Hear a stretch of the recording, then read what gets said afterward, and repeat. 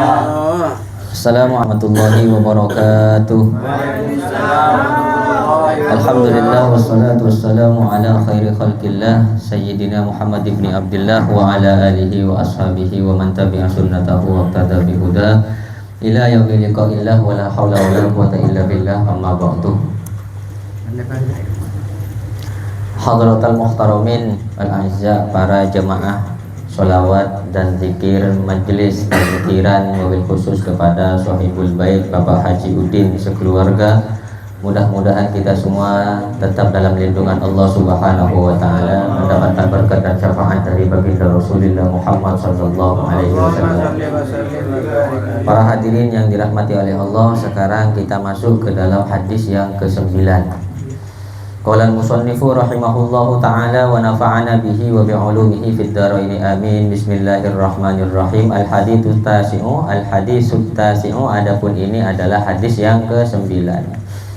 An Mu'adz bin Jabal radhiyallahu ta'ala anhu, diriwayatkan dari sahabat Mu'adz bin Jabal radhiyallahu ta'ala anhu annahu qala Rasulullah sallallahu alaihi wasallam, bersabda siapa Rasulullah sallallahu alaihi wasallam, Rasulullah bersabda, yaqulullahu ya bani adama istahyi minni inda ma'siyatik. Yaqulullahu, berfirman Allahu, siapa Allah, ini hadis qudsi ya kalau begini ya. Ya bani adama, wahai anak Adam, istahyi, malulah engkau minni kepadaku inda ma'siyatika, ketika kamu melakukan maksiat. Wa ana astahi minka yaumal ardil akbari. Wa ana, dan adapun aku, katanya Allah, astahi, ialah akan malu siapa aku, minka kepadamu, yaumal ardil akbari, di hari kiamat, di hari kiamat. Fala u'adzibuka ya bani Adam, maka tidak akan mengadab siapa aku kepadamu ya bani Adam, wahai anak Adam. Ini katanya Allah, wahai anak Adam, hendaknya kamu itu malu ketika kamu melakukan maksiat kepadaku. Kalau kamu malu melakukan maksiat, maka nanti saya juga akan malu untuk menyiksamu di hari kiamat. Sebaliknya, kalau kita tidak pernah malu melakukan maksiat, sekecil apapun maksiat itu pasti dilihat oleh Allah Subhanahu wa ta'ala. Dimanapun kita lakukan, sekalipun tidak ada satu orang pun yang melihat, pasti Allah Subhanahu wa ta'ala tahu apa yang kita lakukan. Maka ketika kita malu mau melakukan maksiat, maka kelak di hari kiamat Allah Subhanahu wa ta'ala juga malu untuk menyiksa kita.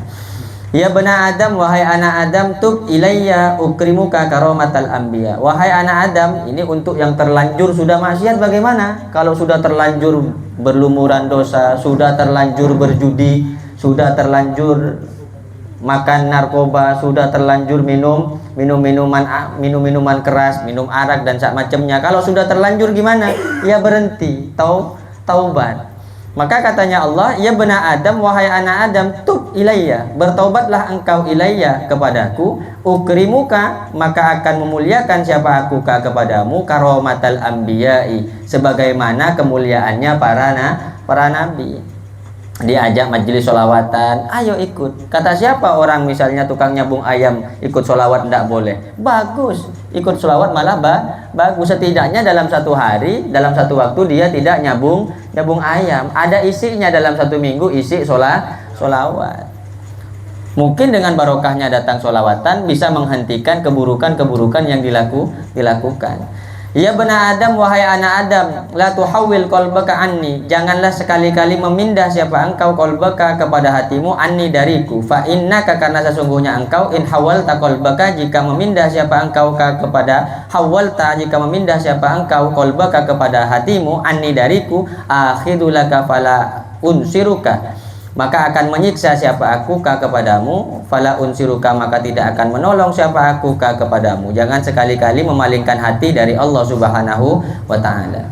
Ya bani Adam, wahai anak Adam, laula qaitani yaumal qiyamah, andaikan bertemu siapa engkau ni kepadaku di hari kiamat, andaikan engkau bertemu aku nanti di hari kiamat, wa ma'aka hasanatu misli ahlil ardi lam akbil, dan bersamamu, wa ma'aka, dan ialah bersamamu, hasanatu misli ahlil ardi, adapun kebaikan seumpama penduduk bumi, lam akbil minka, niscaya tidak akan menerima siapa aku minka darimu hatta tusaddiqoni biwa'di wa wa'idi, sehingga engkau membenarkanni kepadaku biwa'di dengan janjiku, wa wa'idi dan juga dengan ancaman-ancamanku. Ketika kita bertemu Allah Subhanahu wa taala, sekalipun kita banyak bawa amal, kalau ternyata amal yang kita kerjakan itu adalah amal yang memang kita tidak yakin apa yang kita kerjakan itu perbuatan baik, ikut sholawatan, ada undangan kebaikan datang, misalnya melakukan ibadah kepada Allah, sholat 5 waktu, mantap, tapi tidak percaya dan tidak yakin bahwa perbuatan tadi perintah dari Allah Subhanahu wa taala, maka perbuatannya tidak diterima. Ya bena Adam, wahai anak Adam, ini anar Razzaq, ini sesungguhnya aku anar Razzaku, ana adapun aku ar-Razzaku adalah zat yang memberikan rizki. Allah adalah zat yang memberikan rizki. Wa antal marzuku, dan adapun kalian, wa anta adapun engkau al marzuku adalah orang yang diberi rizki. Wa ta'lamu anni ufika rizqaka, wa ta'lamu dan tahu siapa engkau, ufika mencukupkan siapa aku kepadamu, rizqaka kepada rezekimu, fala tatruk ta'ati bisa babir rizki, fala tatruk maka janganlah meninggalkan siapa engkau ta'ati kepada taat kepadaku, bisa babir rizki dengan sebab rezeki. Yakin tak kalau Allah Subhanahu wa taala adalah zat yang memberikan kita rezeki? Allah yang memberikan kita rezeki. Apa katanya Allah? Kamu tahu bahwa mulai dari kandungan, kita ada di dalam kandungan, di dalam alam rahim, yang memberikan rezeki siapa? Allah. Apakah kita kerja buat bata di dalam kandungan? Tidak. Apakah kita kerja bangunan di dalam rahim? Tidak. Tapi kita hidup sampai sekarang. Kenapa ketika sudah lahir dari alam rahim kemudian tidak percaya bahwa Allah yang ngasih rezeki? Apa dia ngomong? Kalau tak kerja tak makan. Kalau gitu kok mati dari dulu seharusnya. Kok baru sekarang ngomong? Kan tidak begitu kan? Allah yang memberikan rezeki. Lalu kenapa dengan kita hidup di dunia kemudian kita sibuk mencari rezeki, ternyata kita mencari rezeki menjadi sebab jauhnya kita kepada Allah Subhanahu wa taala. Lalu kenapa mencari rezekinya kita menjadi sebab untuk kita tidak taat kepada Allah Subhanahu wa taala? Kau ngapa tak puasa? Tak bisa aku kerja siang. Kerjanya jadi haram, dapat duitnya jadi haram. Kan repot jadinya kan? Mengandalkan rizki, sebab rizki yang dia cari rizki itu untuk dirinya, itu sebagai sebab untuk melalaikan diri kepada Allah Subhanahu wa taala. Seharusnya tidak begitu. Ya kerja tetap kerja, ya waktunya sholat ya sholat. Fa innaka, karena sesungguhnya engkau intarok tatoati bisa babi rizkika, jika engkau meninggalkan taat kepadaku sebab rezekinya kamu itu, aujabtu alaika uqubati, maka memastikan siapa aku alaika atasmu uqubati kepada siksaanku, maka akan semakin disiksa oleh Allah. Gara-gara apa? Tidak mau taat. Apa penyebab ketidaktaatannya? Sibuk dengan mencari rezeki. Ya bena Adam, wahai anak Adam, ihfat li hadal khisola, jagalah olehmu li untukku hadhil khisola kepada beberapa perkara ini, al khomsa yang 5, walakal jannatu, walaka dan ialah bagimu al jannatu, adapun surga. Ada satu riwayat, ada satu cerita, kama ja'a fil khabari, sebagaimana yang diterangkan di dalam hadis, bahwa Allah Subhanahu wa taala ini membahas persoalan rezeki, bahwa Allah Subhanahu wa taala menciptakan seekor burung yang berwarna hijau fil hawa, yang hidupnya di udara. Ternyata hewan ini, para hadirin, ternyata hewan ini yang didesain Allah ini sebagai al-musawwir. Allah ini adalah zat yang maha mendesain sesuatu. Kalau sudah didesain oleh Allah Subhanahu wa taala, punya tangan, punya kaki dan semacamnya, itulah yang terbaik yang diberikan oleh Allah kepada kita. Ada seekor burung yang berwarna hijau ini, desainnya memang luar biasa dari Allah Subhanahu wa taala. Dikasih paruh yang begitu cukup panjang. Kemudian dari bentuk tubuhnya itu, dari atas kepalanya dan di bawah perutnya itu seolah-olah ada tombak, seperti tombak yang kecil, yang kehidupannya hanya di udara. Nah, kalau mau makan bagaimana? Ternyata katanya kalau mau makan ini nunggu ikan besar yang kemudian ikan besar tadi, katakanlah ikan paus ini makan ikan juga, tapi ikan yang kecil-kecil.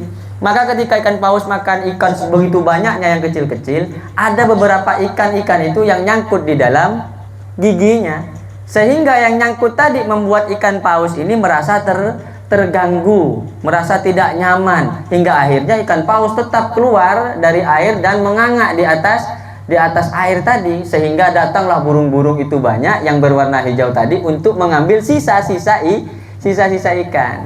Ini kan luar biasa. Ini artinya apa? Simbiosis mutualisme. Apakah dibiarkan atau dimakan burung tadi sama ikan paus? Dibiarkan. Wong itu rezekinya burung. Ikan paus juga mendapat rezeki apa? Sudahlah dia makan ikan banyak, dia mendapat rezeki bantuan dari burung.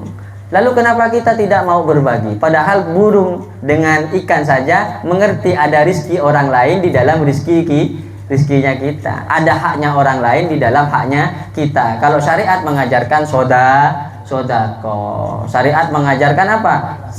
Zakat. Dengan adanya sodako, penyakit giginya ikan tadi itu, giginya ikan paus itu, penyakitnya itu dihilangkan oleh Allah Subhanahu wa Ta'ala. Kita yang misalnya punya penyakit, ya jangan anganga ya dan orang teretan ya karena cukup deh kok ya kakak ya pentong dia orang itu apa nganga depan orang nih sisa ikan nih gitu dia kan, ini sodako. Enggak begitu ya. Sodakonya gimana? Dalam rezekinya kita yang diberi oleh Allah kita bagi, kasih ke anak yatim, kasih ke orang tidak mampu, ada anak-anak kecil kasih 2.000 aja suka, kasih ke Hasan aja ketawa dia kan, apalagi kasih yang mengasuh Hasan, jangan 2.000 lah. Yang mengasuh Hasan jangan 2.000. Iya, akhirnya game berat 2.000 lucu kan. Lucu ini. Jadi banyak kisah-kisah yang seperti itu para hadirin. Misalnya apa? Misalnya kerbau. Tahu kerbau ya? Kerbau itu merasa terusik dengan adanya kutu. Tapi ketika burung jalak menghinggap, apakah merasa terganggu? Tidak, karena burung jalak membantu kerbau untuk menghilangkan kutu yang ada di kepalanya. Ini artinya apa? Makhluk lain saja masih membutuhkan yang lain. Lalu kenapa manusia dengan egonya, aku bisa dengan diriku sendiri? Tidak. Contoh kayak saya butuh bantuan panjenengan semua ini dalam pembangunan pondok pesantren Salafiyah Al Aziz. Butuh batako, ya adalah sedikit, butuh pasir, semen, macamnya. Karena tidak mungkin dikerjakan sendiri. Jangan ketawa San. Itu artinya simbiosis mutualisme. Jadi kalau udah rizkinya yang diberikan oleh Allah Subhanahu wa Ta'ala tidak akan pernah tertukar. Tidak usah takut. Rezeki dari Allah, jodoh juga dari Allah, maut juga dari Allah, semuanya dari Allah. Syaratnya mati, tidak ada orang nunggu tua, tidak nunggu sakit, tidak ada duduk-duduk kadang mati. Nyari jodoh kemana-mana kalau udah rezekinya kadang di belakang rumah, kadang di samping rumah. Nyari kemana-mana tak dapat. Ada yang seperti itu. Kalau memang rezekinya pasti akan datang kepada kita. Mungkin cuma ini yang bisa disampaikan. Mic-nya pun mati. Ya. Mudah-mudahan ada barokah dan manfaatnya. Hadana wa iyyakum ila siratikal mustaqim. Assalamualaikum warahmatullahi wabarakatuh. Waalaikumsalam.